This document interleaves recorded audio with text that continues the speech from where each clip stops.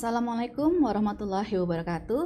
Selamat siang sahabat Banjarmasin Pos dimanapun Anda berada. Kita jumpa lagi dalam acara bincang kita Bitalk Banjarmasin Pos, bicara apa saja. Pada hari ini kita kedatangan tamu istimewa. Beliau ini adalah pejabat yang mengawasi penggunaan anggaran dan pembangunan. Baik, bersama saya di studio pada siang hari ini sudah hadir Kepala Badan Pengawasan Keuangan dan Pembangunan Kalimantan Selatan, Bapak Rudi M. Harahap ya, Pak. M-nya ini Muhammad kali Pak ya? Mahani. Oh, siap. Nama saya orang tua, nama Bapak dan Ibu. Nama Bapak dan Ibu. Baik, saya ulangi ya. Bapak Rudi Mahani Harahap. Yes. Siap. Beliau ini orang Medan.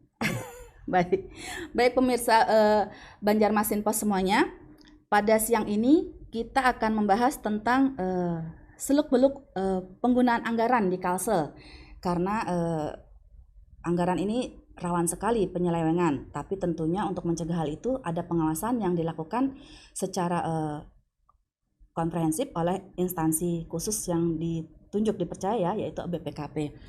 Sebelum kita memulai bincang-bincang kita pada siang ini, saya mengingatkan kepada pemirsa semuanya, Anda bisa menyaksikan secara langsung tayangan diskusi kita pada siang ini, dan juga bisa berpartisipasi, mengirimkan pertanyaan, atau mungkin komentar, di platform media sosial kita, @banjarmasinpos, itu di Instagram, atau di YouTube channel kita, Banjarmasin Pos News Video, dan di Facebook kita, Bipos Online. Baik, langsung saja kita sapa kembali narasumber kita, Bapak Rudi. Selamat siang, Bapak Rudi. Siang. Puasa Pak ya? Puasa. Banjar puasa? Insya Allah. Insya Allah. Baik Bapak, walaupun cuaca di luar panas sekali siang ini Pak ya, kita akan mencoba membahas yang panas-panas juga di sini. Oh iya. Tapi rahma itu, panas itu rahma. Siap. Bapak, terkait dengan BPKP sendiri, peran dan fungsinya mungkin bisa lebih dulu dijelaskan sebelum kita masuk ke hal yang serius nih tentang pengawasannya untuk penggunaan anggaran terutama di Provinsi Kalimantan Selatan. Ya. Silahkan Bapak. Tadi pertanyaan tadi sama tuh, saya lagi diklat PIM 1 sama tadi. Dari coachnya juga bertanya tuh. Sebenarnya tugas dan fungsi BPKP apa gitu ya. Jadi BPKP itu sebenarnya kalau kita ambil dari nama lembaganya, pengawasan. Nah, kemudian ada soal keuangan dan soal pembangunan. Nah, kalau kita bicara tentang keuangan, itu lebih bicara tentang kepatuhan. Jadi, bagaimana tertib menggunakan anggaran. Penggunaan anggaran. Jadi, disebut sebagai akuntabilitas keuangan, akuntabilitas kepatuhan, compliance accountability, atau financial accountability. Nah, sedangkan yang pembangunan itu berhubungan dengan performance. Jadi itu kita bicara tentang performance accountability, akuntabilitas kinerja. Capaian ya Pak ya. Kinerja. Capaian, apa hambatannya, apa yang sifatnya nasional, isunya presiden, terus kemudian bagaimana di kepala daerah yang sifatnya strategis, performanya itu yang kita awasi, kita kejar lah ya. Nah, itu peran kita, kira-kira gitu. Jadi sebenarnya memang terkait dengan anggaran, tapi bukan mentahnya, tapi lebih ke penggunaannya, capaian kinerjanya ya Pak ya? Dua, jadi kinerja, terus satu lagi anggaran. Anggaran itu bagian daripada keuangan. Di dalam keuangan kita tidak hanya bicara anggaran, tetapi juga realisasinya. Oh siap, realisasinya baik. Kalau saya mengutip dari tentang tugas dari BPKP itu ada 14 poin ya Pak. Oh iya, yang disebutkan itu 14 poin. Dari mulai perumusan, pelaksanaan audit, dan sampai ini Pak ya, yang terakhir itu koordinasi pelaksanaan tugasnya. Betul. Nah, untuk di Kalsel nih Pak, mungkin bisa dikasih bocoran dulu nih. Berapa sih anggaran yang, khususnya mungkin tahun ini yang jadi pengawasan BPKP, kemudian hal-hal apa yang diingatkan kepada para pengguna anggaran itu supaya itu sesuai dengan target gitu. Jadi kalau anggaran yang diawasi tentu ada anggarannya instansi vertikal Kementerian Lembaga APBN yang ada di Kalimantan Selatan. Kemudian juga ada anggaran pemerintah daerah gitu. Nah, kemudian Ada juga anggaran-anggaran badan usaha, korporasi ya seperti BUMD, kemudian ada juga BLUT, Badan Umum Daerah gitu ya. Nah, kemudian ada juga yang dia cabang-cabang dari BUMN gitu. Nah, itu kira-kira anggarannya ya cukup besar kalau di Kalimantan Selatan ini gitu.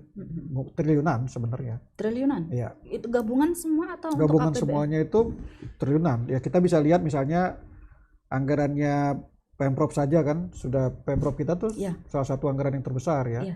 Dan kemudian anggaran daerah itu, anggaran yang di kabupaten kota juga mereka angkanya sudah mendekati triliunan sekarang.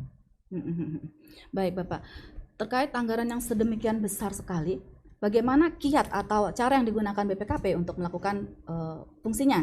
Pengawasan, keuangan, dan pembangunannya. Kan kalau pembangunan kita merujuk pada hasilnya Pak ya, berarti harus dicek juga gimana itu Pak? Ya, caranya tentu kita punya berbagai macam pendekatan. Jadi salah satunya tadi kita merumuskan kebijakan nasional yang akan diimplementasikan ke daerah, tidak hanya oleh BPKP, termasuk juga aparat pengawasan intern yang ada di kementerian lembaga dan juga yang di pemerintah daerah, termasuk satuan pengawasan intern yang ada di badan-badan usaha itu. SPIP. SPI-nya. SPI-nya. Jadi sistem satuan pengawas internnya. Satuan pengawas atau intern. kalau di bank biasa disebut SKY gitu ya. Satuan khusus audit intern. Nah, itu kita melakukan itu, kemudian nanti kebijakan ini diturunkan dalam bentuk guideline ya. Terus nanti ada panduan-panduan yang kita kenal. Karena kita merupakan audit internal, itu aktivitas-aktivitas audit internal. Nah, aktivitas-aktivitas audit internal itu jelas salah satunya adalah audit. Jadi tidak hanya audit ya, yang dikatakan aktivitas auditnya internal. Terus kita juga di dalam aktivitas tadi melakukan yang disebut evaluasi, monitoring, review. Nah, itu yang disebut sebagai di dalam konsep internasional, itu disebut jasa-jasa assurance. Jadi assurance services.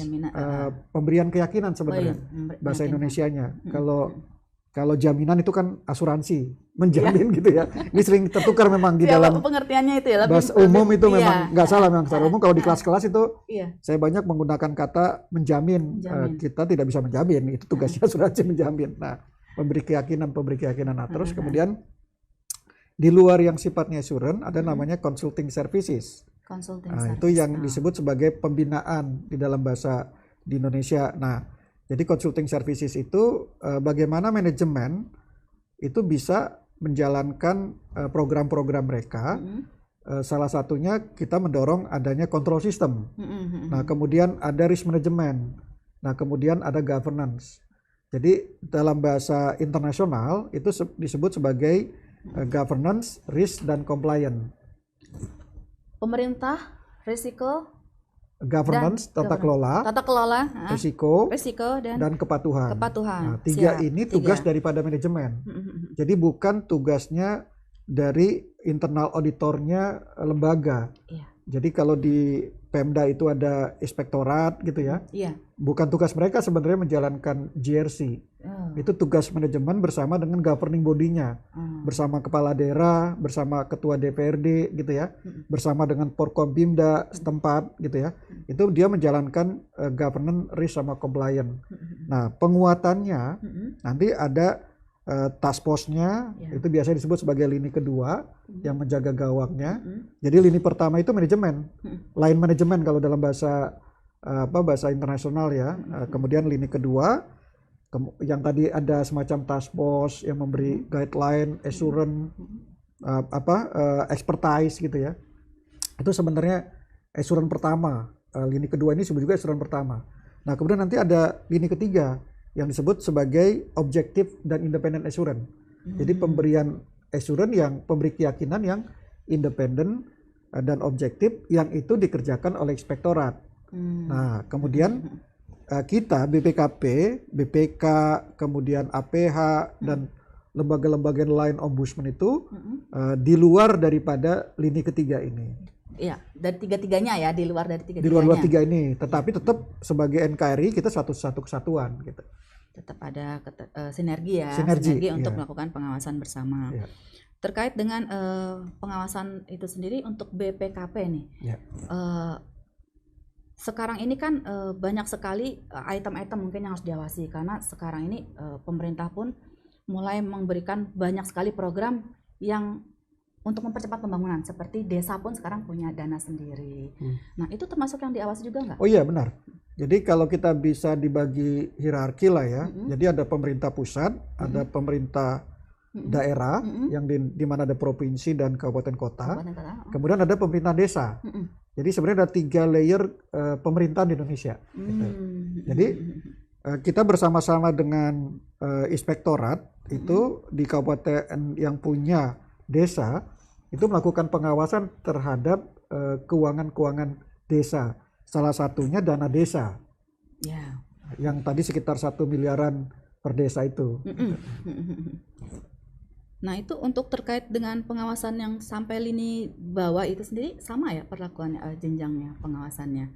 Jadi kalau untuk yang desa itu dijaga oleh dinas PMD ya. PMD, Pemberdayaan Pemberdayaan Masyarakat Desa. Nah, kepala dinas itu accountable menjaga bagaimana supaya governance-nya di desa ini itu benar-benar bagus gitu ya.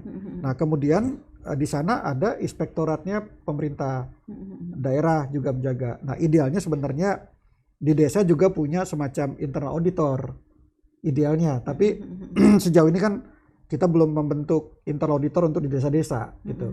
Jadi sekarang kita amanahkan kepada dinas PMD tadi bersama dengan inspektorat.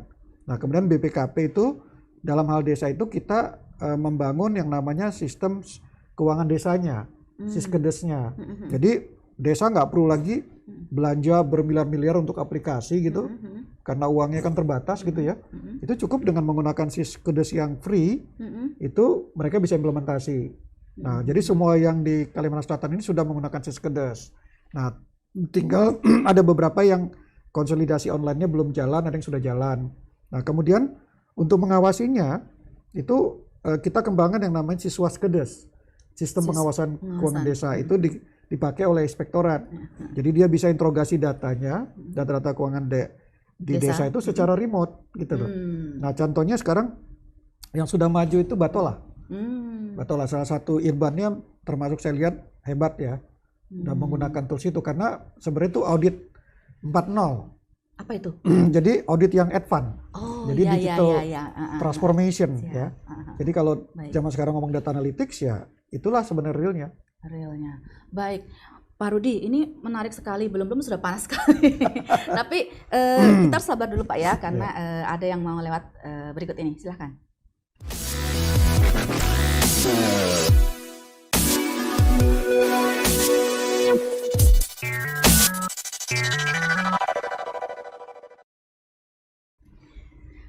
Baik, pemirsa Banjarmasin Pos, kita lanjutkan kembali bincang kita yang menarik ini bersama Bapak Rudi dari BPKP Kalsel. Tadi kita terakhir membahas tentang pengawasan untuk penggunaan anggaran di desa, bahwa itu sudah ada sistemnya Pak ya, Siswaskedes ya. Siswa. Nah, tapi mungkin gini Pak, apakah semua desa khususnya kita di Kalsel ya Pak ya, sudah siap atau melek dengan sistem itu untuk aparat desanya? Kemudian ada nggak sih desa yang mungkin masih terkendala SDM-nya sehingga itu berdampak pada anggaran atau jatah dana yang harusnya bisa mereka dapatkan gitu? Silakan. Iya, makasih. Jadi kalau kita lihat soal kemampuan ya, sebenarnya desa itu banyak orang pinternya. Jadi contohnya di hulu Sungai Tengah itu saya ketemu orang-orang muda yang jadi kepala desa. Nah, jadi ada yang memang sudah berapa periode, 3 periode, periode ketiga, tapi ada juga yang baru, dia masih muda sekali. Jadi sebenarnya secara kapasitas ada yang bagus, memang tapi ada yang lemah juga. Nah, caranya, bridgingnya adalah biasanya di desa-desa yang lemah itu ada pendamping desa.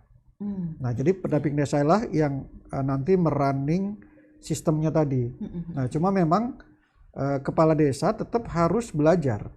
Jadi kita tahu kan para pembakal berasal dari macam background gitu ya. Iya. Ada yang memang dia sekolahnya sudah sampai SMA, ada dia SD kan gitu kan. Nah itu karena jabatan politis Pak ya. jabatan politis. Tidak karena itulah pendidikan. demokrasi kan, demokrasi. Jadi kita menghormati kan siapapun yang dipilih dan tugas kita untuk mengembangkan kapasitasnya. Contohnya tanggal 10 nanti kita dari Balangan itu mengirim orang-orang dari desa itu untuk belajar sistemnya tadi, bagaimana mengelola keuangan desa yang firm, yang bagus gitu ya. Baik, kita lanjutkan kembali untuk tema yang lebih serius lagi, Bapak. Ini kan terkait dengan fenomena tindak pidana korupsi di jajaran aparat pemerintahan, penyelenggara negara, termasuk juga karena ini tahun pemilu, nanti kita juga singgung itu.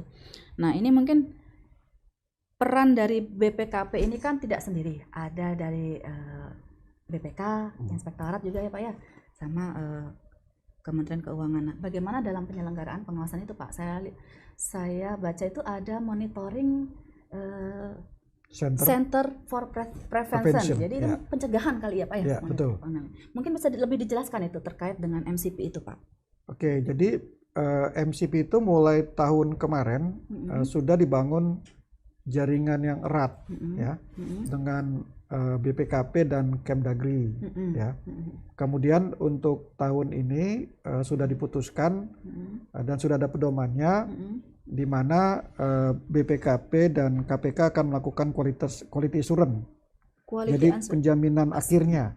Jadi nanti yang paling melihat di akhir. Nah, selama proses itu tanggung jawab dari masing-masing pemerintah daerah, dari masing-masing KL-nya, kementerian lembaga kalau di pusat ya. Nah, kalau di daerah itu tanggung jawabnya masing-masing pemerintah daerah yang nanti di-lead lah, harusnya ada satu yang melit katakan Bapeda. Jadi bukan lagi inspektorat harusnya ya. Inspektorat itu menjaga tadi assurance-nya juga gitu ya. Nah, kemudian untuk meningkatkan upayanya itu peran daripada Kementerian Dalam Negeri. Jadi Kementerian Dalam Negeri akan meng-guide bagaimana supaya manajemen monitoring center for prevention ini itu bisa berjalan dengan bagus gitu. Kira-kira begitu. Apa saja sih yang jadi ranahnya di MCP ini? Mungkin. Jadi MCP ini sebenarnya kembali tadi soal keuangan dan juga pembangunan. Iya. Dia tidak secara khusus soal korupsi sebenarnya, ya. Makanya tadi namanya disebutkan monitoring center. Jadi pusat monitoring untuk pencegahan. Ya. Jadi pencegahan ini maksudnya adalah bagaimana supaya tidak terjadi kecurangan, tetapi juga perform. Tetapi juga berkinerja. Jadi bagaimana kementerian lembaga pemerintah daerah itu memberi manfaat bagi masyarakatnya, gitu ya. Jadi itu inti yang akan dibangun oleh MCP ini. Nah, karena itu indikatornya bukan hanya apakah terjadi atau tidak terjadinya korupsi, tetapi apa-apa yang harus dikejar oleh kementerian lembaga dan pemerintah daerah. Targetnya, pembangunannya gitu ya? Semacam program-program lah. Misalnya sisi perencanaan penganggarannya harus seperti apa, terus kemudian sisi APIP-nya harus seperti apa, sisi peran daripada inspektoratnya harus seperti apa. Nah, kemudian bagaimana penerimaan asli daerahnya, pendapatannya, kemudian bagaimana kita mengelola ASN-nya. Jadi komprehensif sebenarnya di dalam MCP itu. Nah, tentu organisasi yang bagus MCP-nya bisa kalau tidak terjadi kecurangan, gitu ya. Kalau kita yang dimaksud dengan kecurangan ini sebenarnya bukan hanya kecurangan menggelapkan uang. Orang-orang malas, itu kan juga curang, dia dapat gaji, gitu kan. Nah, yang dikeluhkan masyarakat gitu kan. Dia datang ke kantor tapi do nothing, kan gitu kan. Nah, menjadi beban masyarakat gitu kan. Nah, itu yang sangat bagus sebenarnya secara indikatornya MCP. Nah, kita mungkin bisa lihat detailnya gitu ya di layar MCP itu ya. Jadi di kanan itu ada soal bagaimana pengelolaan perencanaan penganggaran, perizinan gitu ya. Masih ada hambatan nggak? ya. Jadi dari mulai pelayanan investasi di PTSP gitu ya, kemudian tadi penguasaan bisa diuraikan, manajemen ASN, kemudian pengadaan barang dan jasanya gitu ya. Nah tadi yang pendapatan asli daerah saya sudah uraikan. Nah tadi yang ditanyakan desa, ya kan? Itu juga desa itu bagian daripada ukuran keberhasilannya MCP-nya pemerintah daerah. Gitu. Jadi masuk dalam item-item yang penilaian MCP berhasil atau tidak? Betul. Tata kelolanya desa itu, keuangan desa itu. Nah, kemudian aset manajemennya gitu. Jadi komprehensif sebenarnya. Nah, itu sebenarnya berelasi juga dengan yang disebut sebagai sistem pengendalian internal pemerintah. Jadi di dalam skema itu kelihatan ada relasinya, kita sudah gambarkan gitu ya. Jadi kalau di dalam sistem pengendalian internal itu soft control dia. Jadi kita bicara pengendalian, kalau sistem pengendalian ini jalan, maka MCP-nya performanya akan jalan, gitu loh. Nah, di dalam SPP ini ada namanya risk assessment atau risk management. Jadi kita harus menjalan terus-menerus risk management ini untuk bisa lebih dinamis organisasi. Jadi kalau seandainya plan itu tidak bagus gitu ya.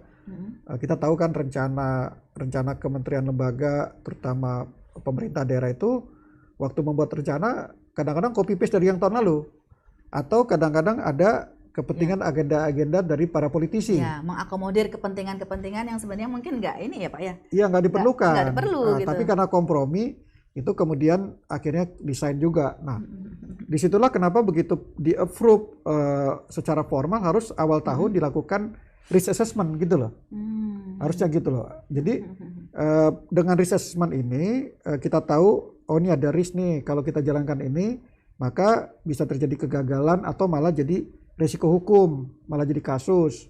Nah kemudian kita harus melakukan mitigasi dengan salah satunya perencanaan penganggarannya kita revisi, gitu loh. Jadi jangan takut untuk merevise karena memang awal tahun itu kan belum begitu bagus, begitu firm dalam bahasa Inggrisnya ya. Jadi waktu kita melihat 1 tahun ke depan kan ya secanggih-canggihnya sistem kita memprediksi tetap ada peluang kegagalannya, missnya gitu. Jadi itulah yang dimaksud dengan pentingnya MCP didolong oleh satu kontrol sistem yang di Indonesia disebut sistem pengendalian intern pemerintah. Nah, di dalam sistem pengendalian intern pemerintah ini kita bicara tentang manajemen risiko. Nah, pengelolaan risiko. Nah, kalau ini jalan gitu, maka kita akan bisa pastikan bahwa governance-nya organisasi akan bagus gitu loh. Nah, kalau dia governance-nya bagus, maka value kepada masyarakatnya akan terasa. Misalnya contoh ketika merespon kemacetan PDAM. Contohnya di Banjarmasin nih, gitu ya. Kalau saya minta waktu itu ke Pak Direksinya supaya itu betul-betul kalau ada masyarakat minta, kemudian kita lambat merespon. Ya disebut sebagai service level agreement di dalam bahasa Inggris ya. Itu harus ada punishment dari direksi sampai ke bawah. Jadi harus diminuskan, gitu loh. Nah sekarang kan tarifnya kan sudah naik nih. Di Banjarmasin.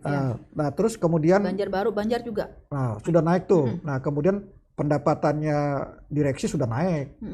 Pendapat pegawai juga naik gitu ya.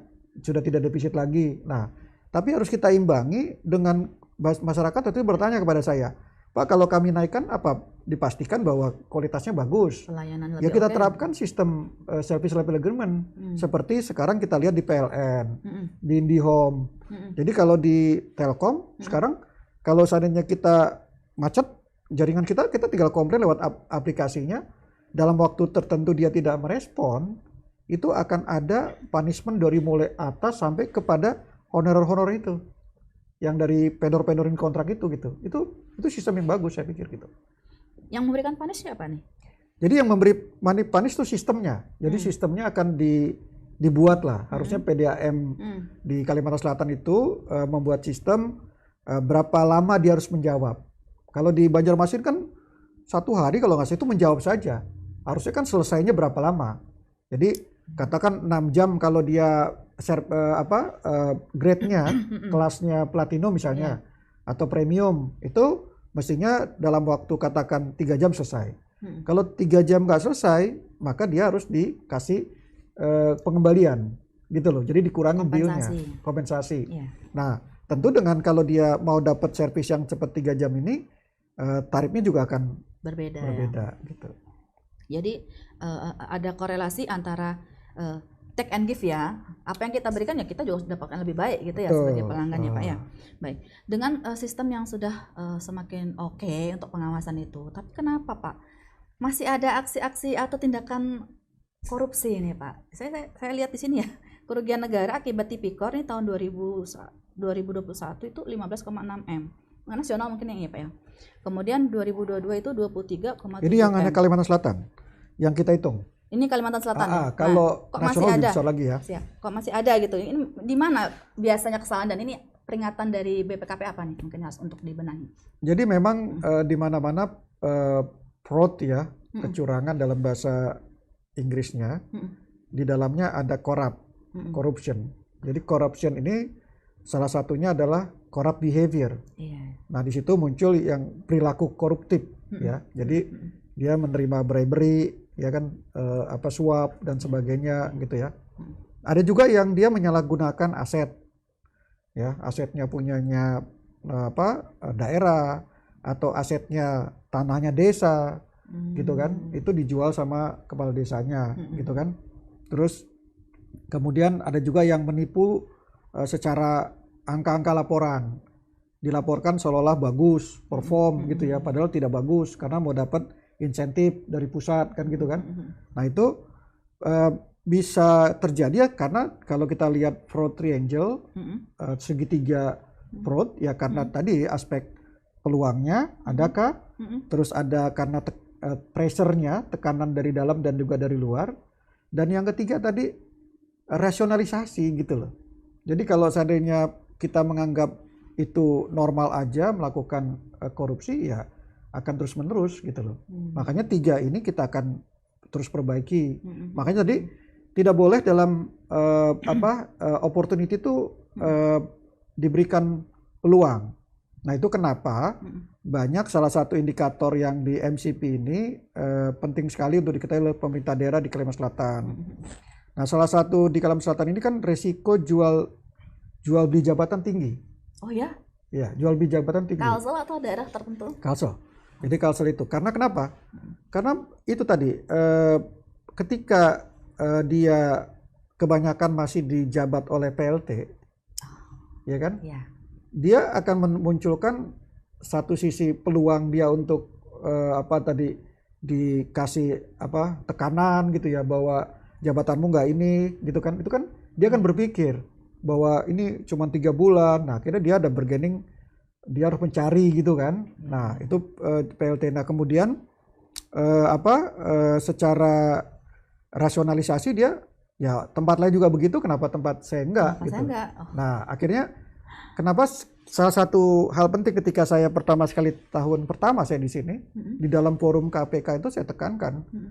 Ini saya mengamati Kalimantan Selatan ini tinggi sekali PLT-nya. Ya, dan kemudian akhirnya Pemprov, Pak Gubernur dengan Baperjakatnya kemudian memperbaiki. Dulu tertinggi Pemprov itu 17 kalau nggak salah jabatan PLT, ya, waktu di acara Maligai kita presentasikan gitu ya, identifikasi data kita. Nah, 17 itu tahun waktu dulu yang tahun pertama saya tahun berapa itu? 2000, saya di sini 2001 ya. Nah, itu acara KPK. Nah, itu akhirnya diperbaiki ya. Nah, jadi itu PLT itu jangan diteruskan gitu ya. Jangan dibiasakan untuk membuat lama PLT gitu. Itu kira-kira pentingnya karena kaitannya ke indikator manajemen ASN. Gitu loh. Jadi scoring kita itu kalau dilihat ya salah satunya memang kelemahan di manajemen ASN gitu loh.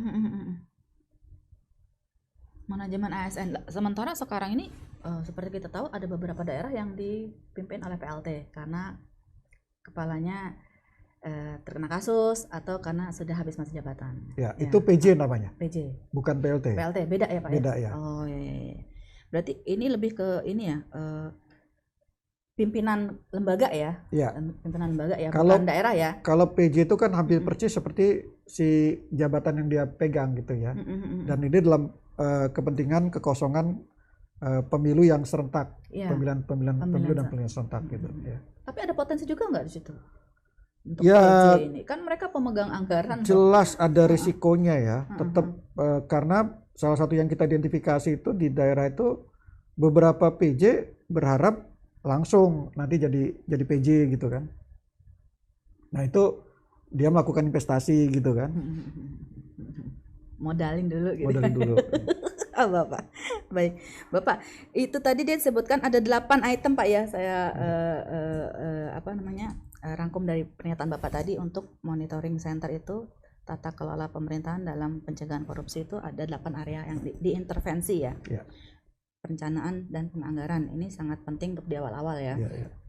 Kemudian perizinan dan pengawasan APIP. Kemudian manajemen ASN yang Bapak singgung itu yang paling ini ya, paling sering bermasalah manajemen ASN. Pengadaan barang dan jasa. Nah, khusus pengadaan barang jasa ini kan kita sudah cukup transparan karena melalui e-katalog ya Pak ya. Untuk pengadaan itu gimana? Masih ada peluang nggak di situ? Sebenarnya kan teknologi e-katalog tidak menjamin tidak terjadinya kecurangan. Jadi ketika kita berpindah ke online system sekarang, semua transaksi banyak lewat online. Masyarakat tidak, suppliernya tidak langsung siap, gitu loh, Bu. Jadi akhirnya muncul intermediary baru, dalam bahasa Inggris intermediary, Apa itu? jembatan, broker. Oh, broker baru. Nah, di dalam joknya pemerintah daerah tuh bilang namanya ojol, gitu loh. Jadi tumbuh ojol, dia yang bertransaksi sebenarnya, gitu loh. Jadi nggak menghentikan ya sebenarnya. Nah itu perlu pengawasan lebih lagi nih kayaknya ya, Pak. Iya. Terkait pengadaan barang dan jasa. Baik Pak, nanti ini semakin menarik, tapi kita lagi-lagi harus break karena ada lagi yang mau lewat berikut ini. Silakan.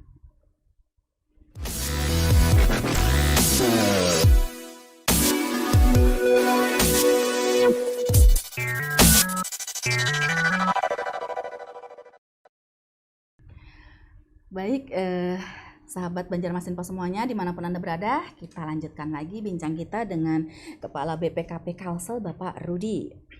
Pak Rudi, tadi terakhir kita sempat terputus di pembahasan tentang area intervensi dari MCP ya, MCP sendiri.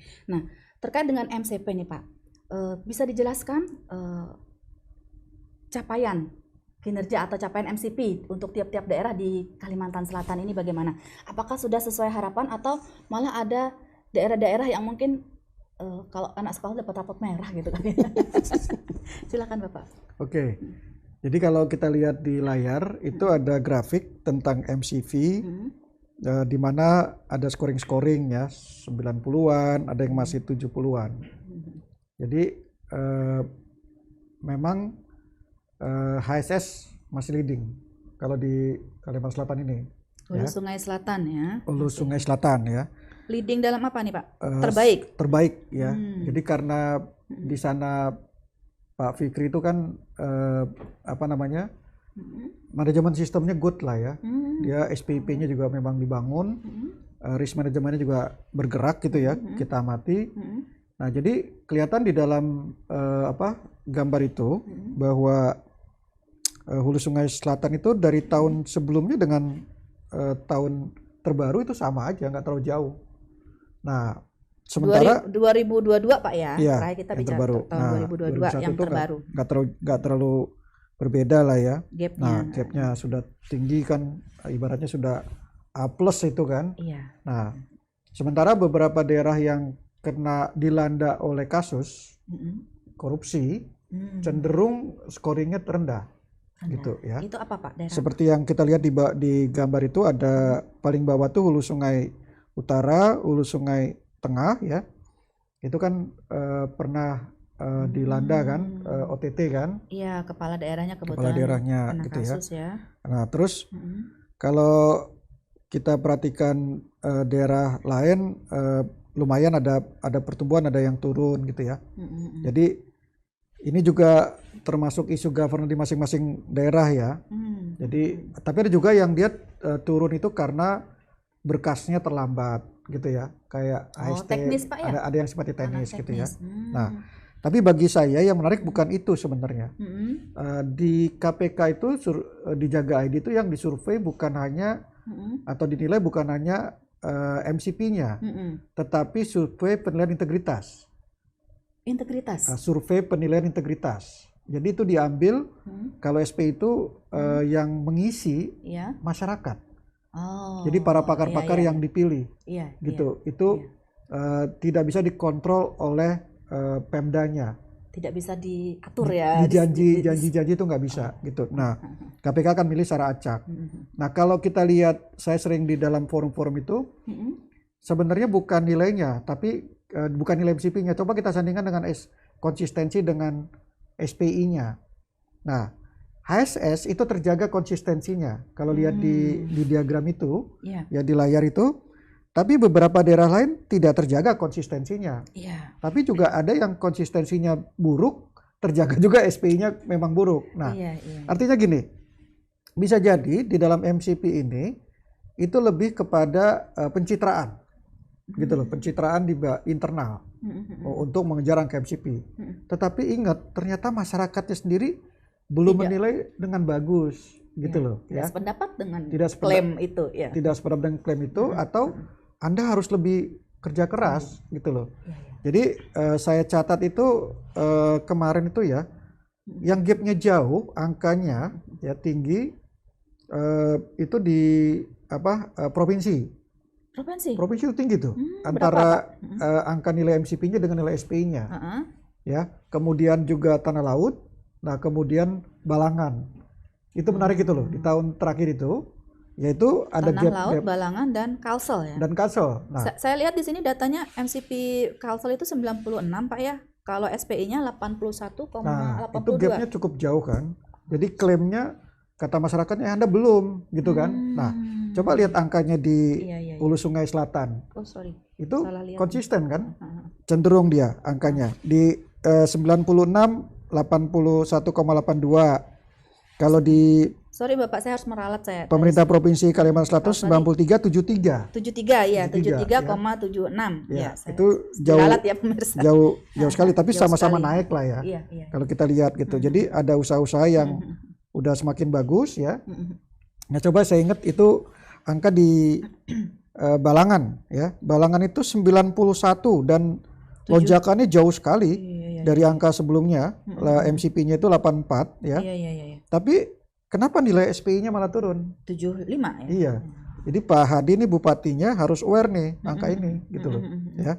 Nah, kemudian apa aja sih yang kita bisa lihat secara detail angka secara rata-rata daerahnya ya. Jadi kalau lihat dari MCP kita tuh rata-rata 89 ya. Tetapi ternyata kalau lihat dari SPI, ya itu nilainya cuma 75. Gitu kan jauh sekali angkanya. Nah, kemudian kalau di MCP kita mengklaim kita dirinya baik, gitu ya. Tapi kalau nilai SPI, waspada, katanya kan. Anda posisi waspada, gitu loh. Jadi posisinya waspada Pak ya, 75 ini ya. Iya. Yang ideal tuh apa Pak? Ya, MCP ya sama dengan SPI? Sama idealnya, dan juga terjaga harusnya. Jadi dia harusnya hijau. Kalau sekarang oranye dia, ya masuknya untuk yang SPI-nya. Nah, kemudian kita juga sudah bikin identifikasi lebih detailnya, gitu ya. Isu-isu perencanaan itu misalnya mandatory spending-nya belum dipenuhi. Mandatory spending untuk pendidikan. Pendidikan. Kan 20% tuh. Iya. Kemudian untuk belanja fisik ke masyarakat, itu infrastruktur publik itu harus 40% loh. Nah, tapi di sini kita masih 30% lebih ada yang kurang. Bukan, anggarannya dipakai untuk pegawai. Oh iya, saya dengar justru anggaran belanja untuk pegawai itu lebih besar. Besar. Karena pegawai itu banyak di pemerintah daerah kita masih untuk PNS-nya. Ya, itu juga harus ditanggung oleh pemerintah daerah. Jadi cukup bleeding sebenarnya dia, ya. Nah, kemudian tadi kan 10 dari 14 Pemda. Belanja pegawainya melewati rasio ambang batas, ya. 3 dari 14 Pemda itu masih ada yang dia tidak memenuhi mandatory spending yang tadi 20%. Padahal pendidikan itu sangat penting kan. Nah, kemudian skor fraud control plan-nya kalau di APIP itu rendah sekali, kita mengembangkan fraud control plan gitu ya. Nah kemudian sebagian masih besar manajemen risikonya juga masih di bawah 3. Di bawah 3. Jadi jelek ya sebenarnya kan. Jadi tadi yang saya bilang tadi belum dipakai untuk risk minimal management. berapa tuh sebenarnya? Ya minimum 3 lah. Minimal 3 ya, tapi ya. ini di bawah 3. Di bawah 3. Ya? Nah kemudian kalau kita lihat pengadaan barang jasa nih, keberpihakan terhadap produk dalam negeri. Nah data terakhir alokasi PDN-nya di Kalsel itu yang tervalidasi, yang benar-benar kita uji itu 63%. Walaupun dia klaim 80% gitu kan.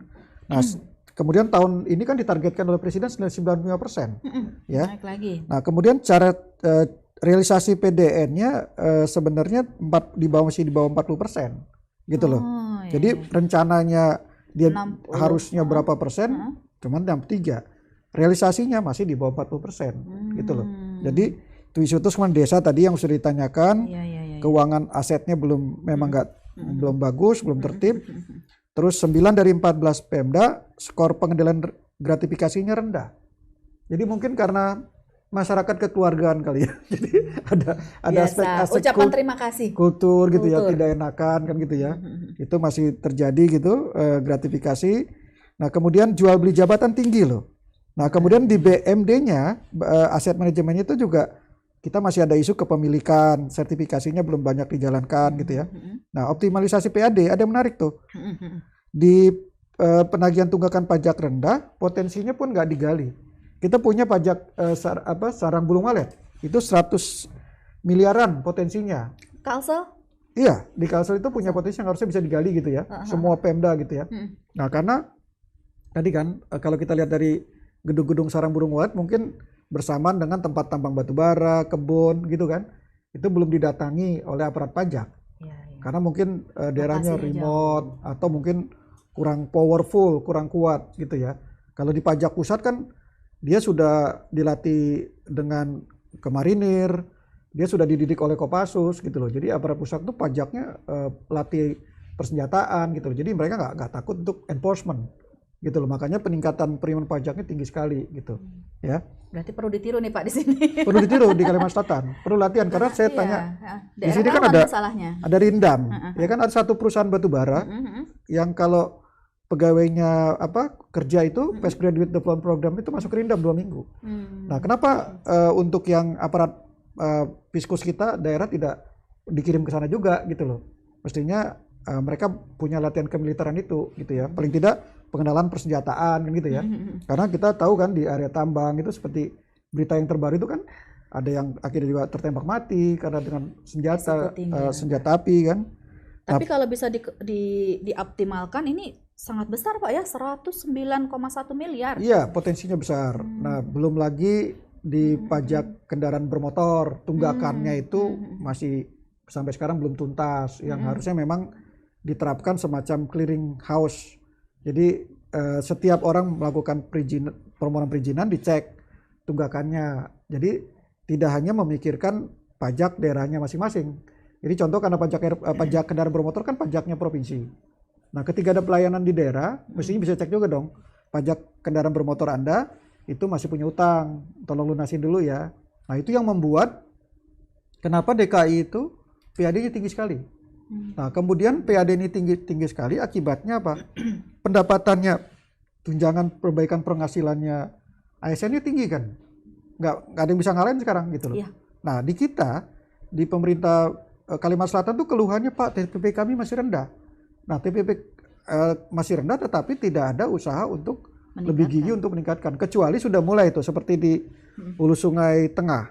Ya kan, Hulu Sungai Tengah itu sekarang mau apapun izin tidak berizin, setiap dia lewat galian C ya bayar pajak galian, retribusi galian C-nya.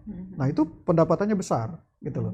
Itu naik tinggi di Hulu Sungai Tengah. Itu bisa dicontoh.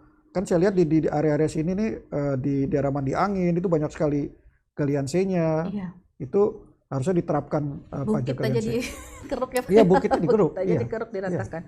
Jadi perlu sinergi dan perlu kreativitas ya Pak ya, dan keberanian. Ya, inovasi, ya. Keberanian. Courage itu kan kompetensi yang dilatih di eselon 2. Itu memang seorang kepala dinas itu harus punya keberanian. Courage gitu loh. Saya sekarang lagi ke PIM 1 itu juga memang dilatih untuk courage gitu loh. Siap. Yang terakhir perizinan ini 7 dari. Iya, perizinan juga sama ya, kita masih 7 dari 14 Pemda itu masih rendah ya skornya. Baik. Masih banyak PR sebenarnya Pak ya. Jadi kita berharap MCP-nya tinggi, tapi jangan MCP saja, tapi juga harus selaras dengan SPI-nya ya Pak ya. Iya, jadi benar-benar real gitu loh. Real, jadi bukan real yang bukan dirasakan kamuflase. masyarakat. Nah, Baik. untuk supaya di sana bisa pemerintah daerah terus juga kementerian lembaga itu didorong untuk menjalankan sistem pengendalian internal dan juga manajemen risiko. Jadi manajemen risiko itu bukan tentang komplain saja gitu loh. Baik. Bapak, sebelum nanti kita melanjutkan, tadi saya menyinggung soal ini, kan tahun politik nih Pak. Pemilu 2024 sebentar lagi. Tapi tahapannya kan sudah berjalan ya. Anggaran pun mungkin juga sudah mengalir gitu. Dari BPKP bagaimana Pak peran dalam pengawasan penggunaan anggaran dan terhadap capaian dilakukan penyelenggara pemilu itu? Oke, jadi kemarin kita sudah selesaikan laporan kita 3 yang diuji petik ya. Kita sampaikan bahwa di provinsi Banjarmasin sama Banjar. Jadi KPU dan Bawaslu-nya. Nah, kemudian isu-isunya sudah kita sampaikan. Nah, salah satunya banyak risk yang harus mereka mitigasi secara strategis dan juga secara operasional keuangan. Ya, ada soal duplikasi anggaran, soal dia tidak efisien gitu ya, kebesaran, atau bahkan ada yang belum dianggarin untuk TPS-TPS itu kurang gitu loh. Itu perlu dimitigasi. Nah, sisi lain yang kami ingatkan adalah kalau kita lihat value daripada dibentuknya KPU dan Bawaslu itu kan untuk menghasilkan pemimpin yang berkualitas, pemimpin yang kompeten dari seleksi pemilu dan pemilihan. Nah, maka itu di levelnya komisioner ya, pimpinannya KPU dan Bawaslu harus memastikan itu benar-benar tercapai gitu loh. Jadi program-programnya harus dilakukan edukasi ke masyarakat, pemilih gitu ya. Jadi bukan hanya sekedar aspek clerical, angka-angka akurasi datanya penduduk atau calon pemilih gitu. Jadi benar-benar harus real dan bisa sesuai target ya. Iya, karena kan di Indonesia masih isunya kan masih politik uang, ya kan? Politik uang. Jadi 15 tahun lagi kita harus pastikan bahwa pemilih itu bukan memilih karena politik uang, tapi betul-betul karena kompetensi. Nah, karena itu KPU dan Bawaslu harus melakukan pendidikan kepada kaum ulama, gitu kan, kepada sekolah-sekolah, kepada generasi muda, gitulah. Pilih kandidat yang memang dia kompeten, gitu, sehingga negara kita akan makin maju, gitu. Baik. Jadi ini pemilu juga jadi perhatian BPKP untuk supaya dia bisa terlaksana dan berjalan sesuai dengan yang direncanakan dan ditargetkan Pak ya, karena bagian dari penggunaan anggaran negara ya Pak ya. Ya. Boleh tahu berapa mungkin ini yang sedang kemarin berapa ya, 600-an miliar kalau nggak salah untuk yang KPU atau yang Bawaslu gitu ya.